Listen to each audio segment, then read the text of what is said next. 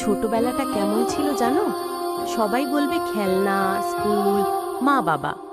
কিন্তু আমার ছোটবেলাটা ছিল দিদার আঁচলে লুকোনো এক টুকরো স্বর্গ।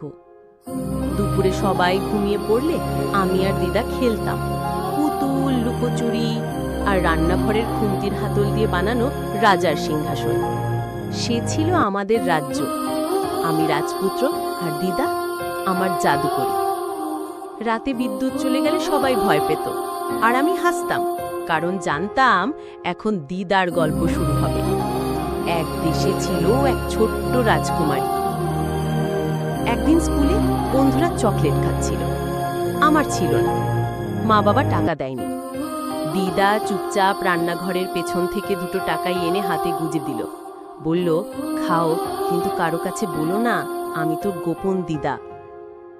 আর একদিন বাবা রেগে গিয়ে আমার প্রিয় খেলনাটা ভেঙে ফেলেছিল। রাতে কাঁদতে কাঁদতে ঘুমিয়ে পড়ছিলাম।